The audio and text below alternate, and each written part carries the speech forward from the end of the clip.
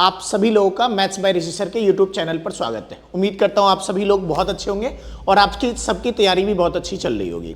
आज हम जो चर्चा कर रहे हैं वो एसबीआई क्लर्क की वैकेंसी 13,700 से ज़्यादा पोस्टों पर आई है और आप सब ने अगर फॉर्म नहीं भरा है तो आप लोग फॉर्म ज़रूर भर लें। फॉर्म भरने के बाद जो हम आज चर्चा करेंगे कि किस तरह से आप एसबीआई क्लर्क की तैयारी करें, लास्ट ईयर का कट ऑफ कितना था, सिलेबस कैसा आता है, क्या बैंकिंग का सिलेबस जो एसएससी के एग्जाम की तैयारी कर रहे हैं या रेलवे के एग्जाम की तैयारी कर रहे हैं उन बच्चों को क्या एक्स्ट्रा पढ़ना है या किस तरह से तैयारी को एक कंक्लूड करें। आज वैकेंसी के बारे में सब कुछ मैं समझा दूंगा, इसके लिए क्या क्वालिफिकेशन चाहिए, राइट ना, लास्ट डेट कब है, ये सारी जानकारी तो होंगी, लेकिन मेरा मेन फोकस होगा कि इसकी तैयारी कैसे करनी है, लास्ट ईयर का पेपर कैसा था, क्या हमें मैथ्स को लेकर या रीजनिंग को लेकर अलग चीज़ें पढ़नी होती है। तो आप सभी लोग इस वीडियो को शुरू से अंत तक देखेंगे और बहुत ध्यान से देखिएगा। तो अगर आपने फॉर्म नहीं भरा हुआ है तो पहली बात आप जाकर पहले फॉर्म भर लीजिए और साथ ही साथ काफ़ी पोस्ट है, लास्ट ईयर की वैकेंसी की कंपैरिजन में काफ़ी पोस्ट है। तो आप सब लोग अगर ईमानदारी से तैयारी करें तो मेरे वर्ड को ध्यान रखिएगा, आराम से पेपर निकलेगा। लास्ट ईयर का कट ऑफ मैं दिखाऊंगा तो आप सोचेंगे कि इतना कम कट ऑफ गया था, लास्ट ईयर का कट ऑफ कम गया था एसबीआई क्लर्क में एज कंपेयर टू उससे पहले ईयर का। तो आप सभी लोग शुरू से अंत तक इस वीडियो को देखेंगे, एक एक चीजें वैकेंसी के बारे में समझाई जाएंगे, एक एक पॉइंट की चर्चा होगी, फिर हम आगे कंक्लूड करेंगे कि आप लोग तैयारी को लास्ट स्टेप कैसे दें। ठीक है, आप सबकी लाइव क्लासेस 2 बजे इस चैनल पर होती है तो वो जरूर देखा कीजिए। प्लेलिस्ट में वीडियो पड़ी हुई है, चैप्टर वाइज पड़ी हुई है, वो देखा कीजिए, काफी फायदा होगा। चलिए अब बात कर लेते हैं वैकेंसी पर। एसबीआई की 2 वैकेंसी आती है, क्लर्क की और एक पीओ की भी वैकेंसी अब तो आ चुकी है। तो क्लर्क की वैकेंसी की भाई यहां पर हम बात कर रहे हैं, 13,700 पोस्ट है इस वैकेंसी में, जो कि स्टेट वाइज होता है, यानी कि कहने का मतलब जो कट ऑफ होगा वो भी स्टेट के अकॉर्डिंग होगी, स्टेट वाइज वैकेंसी है, राइट ना। तो सबसे पहले जब हम वैकेंसी की बात करते हैं तो 13,700 से ज्यादा पोस्ट है। टोटल नंबर ऑफ पोस्ट अगर आप यहां पर देखना चाहें तो यहां पर आप टोटल नंबर ऑफ पोस्ट देख सकते हैं कि 13,735 पोस्ट है, जो कि अलग अलग कैटेगरीज में है, यानी कि जनरल कैटेगरी के बच्चों के लिए 5870 पोस्ट है और ईडब्ल्यूएस कैटेगरी के लिए 1361 पोस्ट है। ओबीसी के लिए आपके पास 3001 पोस्ट है, एससी एसटी के लिए आपके पास 2118 और ये पोस्ट एसटी के लिए है।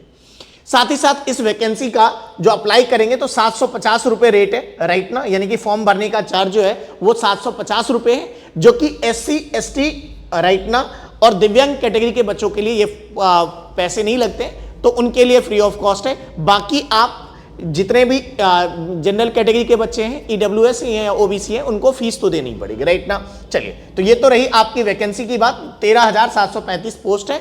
अब एसबीआई क्लर्क की जो वैकेंसी आती है वो स्टेट के अकॉर्डिंग आती है। कहने का ये मतलब है, समझिएगा ध्यान से, ये आपके एसबीआई क्लर्क का मैं नोटिफिकेशन ओपन किया हूं। इस नोटिफिकेशन को अगर आपको जूम करके दिखाऊं तो ये नोटिफिकेशन है आपके पास। इसमें आप अगर आप ध्यान से देखिएगा ना तो हर स्टेट की ये वैकेंसी है, राइट ना। जैसे आप देखिएगा अहमदाबाद रीजन में जो है ये जो वैकेंसी है, अहमदाबाद रीजन में अगर आपको दिख रहा हो तो 1073 पोस्ट है। अमरावती में आपके पास, बेंगलोर में, भोपाल में, इस तरह से स्टेट वाइज जो है स्टेट के अकॉर्डिंग है वैकेंसी आती है। तो ये आप नोटिफिकेशन में जब आप अप्लाई करेंगे तो वहां पर नोटिफिकेशन में आप लोग वैकेंसी स्टेट वाइज आप देख सकते हैं। 1254 वैकेंसी जो है वो वेस्ट बंगाल में है, कोलकाता में है, तो कहने का मतलब 1894 वैकेंसी लखनऊ और दिल्ली रीजन में है। तो अलग अलग स्टेट की वैकेंसी आती है, यानी कि ये जो वैकेंसी होती है वो स्टेट वाइज आती है। तो ये तो क्लियर हो गया कि टोटल वैकेंसी आप जब भी भरेंगे तो आप स्टेट चूज करेंगे किस स्टेट से आप भरना चाहते हैं। आगे चलकर ये भी समझ में आएगा आपको कि इस वैकेंसी में अगर आप दूसरे स्टेट, जैसे आपने महाराष्ट्र से भरा है तो आपको थोड़ा सा लोकल लैंग्वेज का भी नॉलेज होना चाहिए, ऐसा भी नोटिफिकेशन में लिखा हुआ मिलेगा। चलिए आगे बढ़ते हैं। ये जो एप्लीकेशन है वो 17 तारीख को, इस महीने लास्ट 17 तारीख से अप्लाई चालू है और 7 तारीख तक अप्लाई होगा, यानी कि इसकी लास्ट डेट की बात करें 17 तारीख से स्टार्ट हुआ था और 7 तारीख तक ये चलेगा, 7 जनवरी इसकी लास्ट डेट है। तो अगर आपने फॉर्म नहीं भरा है तो पहला काम तो आप ये कीजिए कि आप फॉर्म जरूर भरिएगा, ठीक है ना। चलिए आगे बात कर लेते हैं पेपर के डेट की। जो एसबीआई क्लर्क का पेपर का डेट है ना, 2 पार्ट में पेपर है, पहले प्री होगा और फिर मेंस होगा। प्री के पेपर का जो अनाउंसमेंट अभी फिलहाल जो है, वैसे तो इसी डेट पर होगा, फरवरी में आपके प्री का डेट है और मार्च और अप्रैल में आपके मेंस का डेट है। तो ये डेट आगे पीछे ज्यादा होता नहीं है एसएससी की तरह। तो आपको ये ध्यान रखना है कि आपकी तैयारी इस तरह से होनी चाहिए कि फरवरी में आपका प्री होगा और मार्च अप्रैल में आपका मेंस हो जाएगा, ठीक है। आगे बढ़ते हैं। और क्या है, कितने साल के बच्चे इस फॉर्म को भर सकते हैं? इनका मिनिमम एज होना चाहिए 20 और मैक्सिमम एज 28, और अदर कैटेगरीज में एसटी एसटी बच्चों को जो रिलैक्सेशन, एज रिलैक्सेशन मिलता है वो आपको तो मिलता ही होगा, राइट ना, जो एससी एसटी के बच्चे हैं। मिनिमम एज जनरल कैटेगरी के लिए 20 और मैक्सिमम एज 28 साल के बच्चे इस फॉर्म को भर सकते हैं। अगले पॉइंट की बात कर लेते हैं। इसमें पढ़ाई कहां तक, कौन से बच्चे, क्या क्वालिफिकेशन है? तो इसमें क्वालिफिकेशन एक बैचलर्स यानी कि ग्रेजुएशन होना चाहिए, और एक चीज और, नॉलेज ऑफ कंप्यूटर, यहां लिखा हुआ है लोकल लैंग्वेज, कंप्यूटर नहीं कह रहा हूं, लोकल लैंग्वेज, यानी कि मैंने अभी बोला था अगर आपने महाराष्ट्र आंध्र प्रदेश से भरा तो उस स्टेट की लोकल लैंग्वेज जरूर पता होनी चाहिए। तो थोड़ा सा स्टेट सोच के भरिएगा, ये नहीं कि जिस स्टेट में ज्यादा वैकेंसी और आपको बिल्कुल नॉलेज नहीं है उस स्टेट के बारे में तो वो मत भरिएगा। तो थोड़ा सा ये देख लीजिएगा, राइट ना, क्या मैं कहना चाह रहा हूं, आप स्टेट के लोकल लैंग्वेज का नॉलेज होना चाहिए, ये बात ध्यान रखनी है, तो इसकी जरूरत है। नेक्स्ट पॉइंट, अब आगे बढ़ते हैं। चलिए, अब सिलेक्शन का प्रोसीजर क्या है, इसमें नौकरी कैसे मिलेगी? इसमें नौकरी मिलेगी बाबू 2 एग्जाम क्वालिफाई करने पे, पहले आपका प्री होगा फिर आपका मेंस होगा। प्री में एग्जाम का पैटर्न क्या है और मेंस में एग्जाम का पैटर्न, छोटी सी वीडियो में मैं सारी चीजें समझा रहा हूं आपको। जो प्री का और मेंस का एग्जाम होगा, पहली बात, पहले हमारा प्री होगा और 2 पार्ट में पेपर होगा, पहले प्री है आपका, फिर आपका क्या है, मेंस है। प्री का एग्जाम फरवरी में है, मेंस का एग्जाम मार्च अप्रैल में आपके पास एज पर अभी अनाउंसमेंट है, राइट ना। आगे बढ़ते हैं। लोकल लैंग्वेज होनी चाहिए, आप सभी को उस स्टेट की लोकल लैंग्वेज आनी चाहिए जिससे आप जिस जोन में आप भरने जा रहे हैं, जोन वाइज वैकेंसी होती है क्लर्क की, ये बात ध्यान देनी चाहिए। नेक्स्ट पॉइंट, अब आते हैं प्री के सिलेबस। प्री में जब इसका एग्जाम होगा, प्री में इसमें 3 ही सेक्शन है, रीजनिंग, मैथ्स और इंग्लिश। मैथ्स के सिलेबस को लेकर, कंटेंट को लेकर थोड़ा सा एसएससी से डिफरेंट है, रेलवे से डिफरेंट है, इस पर अभी चर्चा होगी। जो प्री होगा उसमें रीजनिंग, मैथ्स और इंग्लिश, यही 3 कंटेंट है, गौर से देखिएगा, यही 3 चीजें, इंग्लिश, मैथ्स और रीजनिंग। इंग्लिश का सेक्शन 30 क्वेश्चन देगा, मैथ्स का सेक्शन 35 क्वेश्चन देगा और रीजनिंग का सेक्शन भी 35 क्वेश्चन देगा, यानी कि कुल मिलाकर तीनों मिलकर 100 क्वेश्चन होंगे, राइट ना। अब सेक्शनल टाइमिंग है, यहां पर यह बात भी ध्यान रखिएगा, हर क्वेश्चन 1 नंबर का है ये तो ठीक है, लेकिन सेक्शनल टाइमिंग है, हर सेक्शन आपके 20 मिनट का है। अगर आप 20 मिनट में 35 क्वेश्चन अटेम्प्ट कर पाने की आपकी एबिलिटी है, 35 क्वेश्चन आप 20 मिनट में अगर अटेम्प्ट कर लेंगे तो आपके लिए बेहतर अपॉर्चुनिटीज है इस नौकरी में।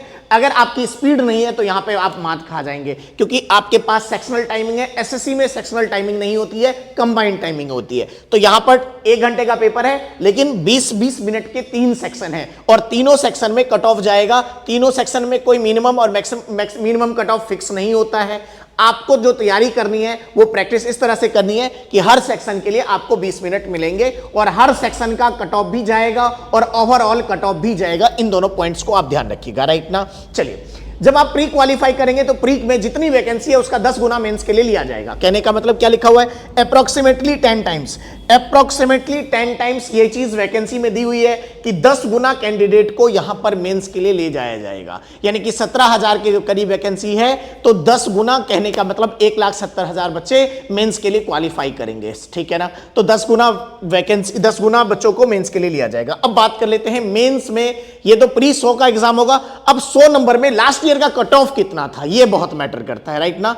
लास्ट ईयर का कट ऑफ कितना था, लास्ट ईयर का कट ऑफ जो है वो कंपैरिजन करेंगे तो 60 के आसपास का कट ऑफ था, तो लास्ट ईयर का कट ऑफ तो कम ही था, राइट ना। सिलेबस पे भी अभी चर्चा होगी, पहले मेंस को देख लेते हैं फिर कट ऑफ पे आएंगे। अब आइए, जब आप मेंस में आते हैं तो एक सेक्शन जुड़ जाता है, उसे हम लोग बैंक फाइनेंशियल या बैंकिंग अवेयरनेस कहते हैं, जिसमें इंग्लिश, रीजनिंग और इंग्लिश, रीजनिंग और मैथ, ये तीनों तो पहले से प्री वाले पढ़े हुए हैं आपने, थोड़े से इनहांस करने क्वेश्चन के लेवल को। अब बात कर लेते हैं बैंकिंग अवेयरनेस और फाइनेंशियल अवेयरनेस। इसमें लास्ट 6 मंथ के आपके बैंकिंग से related current affairs, banking related GK पूछी जाएगी। हिस्ट्री, पॉलिटी, ज्योग्राफी, समझ पा रहे हैं, history, polity, geography, general science नहीं पूछी जाएंगी। यानी कि आपको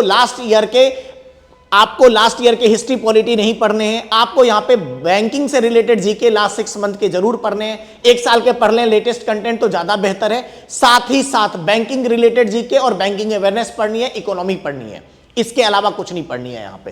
तो ये सेक्शन बहुत क्रूशियल है, ये बात ध्यान रखिएगा मेंस में, राइट। 3 सेक्शन पहले से थे, बैंकिंग अवेयरनेस मिलकर 4 सेक्शन बनते हैं। वेटेज यहां पर क्लियर है कि यहां पर बैंकिंग अवेयरनेस का जो क्वेश्चन है वो 50 है, इसके अलावा इंग्लिश के 40 हैं और बाकी सेक्शन 50-50 के हैं। टोटल 190 आपके पास नंबर ऑफ क्वेश्चन है और 200 मार्क्स का क्वेश्चन है। कहने का मतलब यहां पर यह दिया हुआ है कि आपके पास रीजनिंग के जो 50 क्वेश्चन होंगे वो 60 नंबर के होंगे, हर क्वेश्चन 1.2 का है। कहने का मतलब रीजनिंग के क्वेश्चन का लेवल भी अच्छा होता है, तो वेटेज भी अच्छा है कि 50 क्वेश्चन 60 नंबर के हैं, इसलिए 190 क्वेश्चन यहां पर 200 का हो जाता है। तो ये तो बेसिक चीजें आपको पता लग गई होंगी।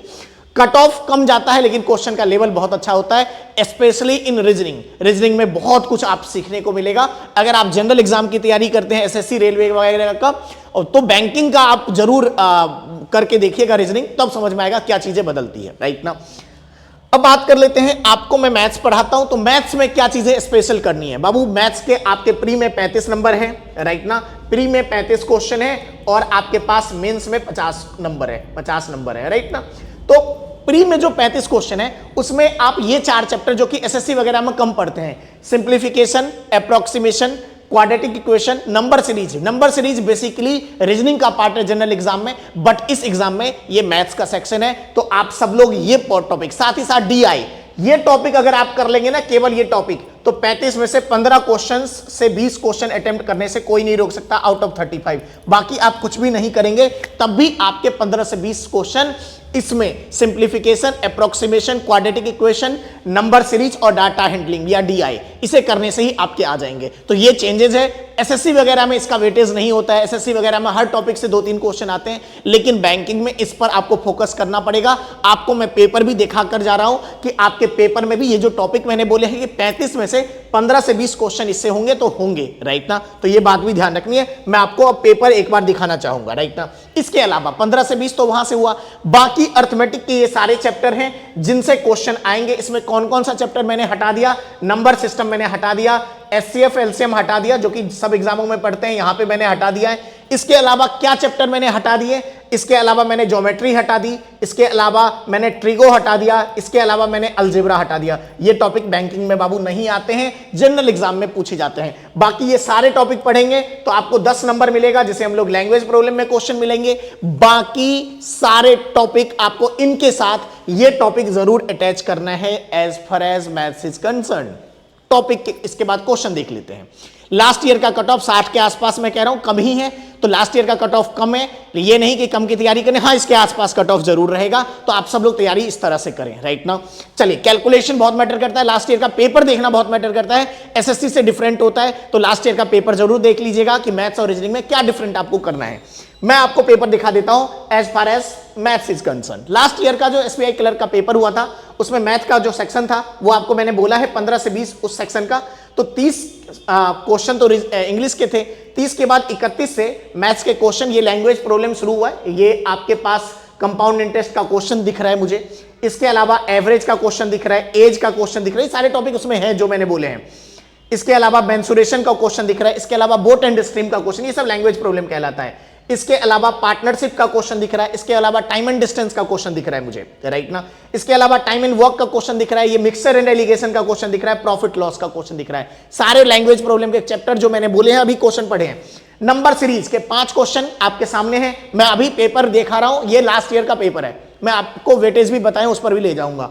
ये 5 क्वेश्चन नंबर सीरीज का है। इसके बाद आप देखिए डीआई का क्वेश्चन स्टार्ट हुआ, 5 क्वेश्चन का एक set DI, 5 number series, 5 DI आ चुका है अब तक। इसके अलावा देखिए सिंप्लीफिकेशन के 51 से लेकर 65 तक ये सारे क्वेश्चन सिंप्लीफिकेशन के हैं, यानी कि कहने का मतलब 15 क्वेश्चन सिंप्लीफिकेशन से रिलेटेड है। सर ये केवल कैलकुलेशन है, अगर आपकी कैलकुलेटिव स्पीड नहीं होगी आप कुछ नहीं कर पाएंगे।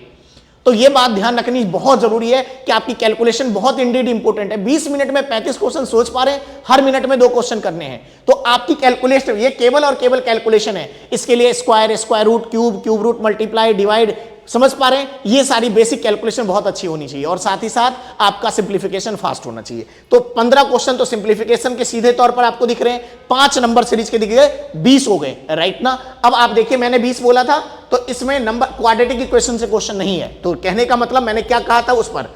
अब ये क्वेश्चन आपके पास एंड हो जाता है, इसके बाद रीजनिंग का सेक्शन शुरू हो जाता है। तो अब आ जाते हैं क्वेश्चन के थ्रू। मैंने क्या बोला था, simplification, approximation, quadratic equation, number series और डीआई, ये मिलाकर 15 से 20 क्वेश्चन दिया है। अभी आपको दिखाया मैंने 15 क्वेश्चन सीधे सिंप्लीफिकेशन और 5 क्वेश्चन डीआई, यानी कि 15 से 20 था। तो मैं आप सबसे कहता हूं एग्जाम के पेपर को देखना बहुत जरूरी है।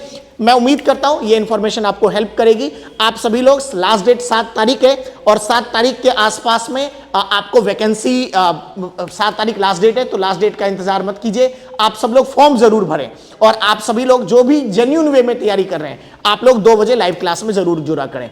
उम्मीद करता हूं ये इंफॉर्मेशन आप सबके लिए हेल्प करेगी। Thank you so much.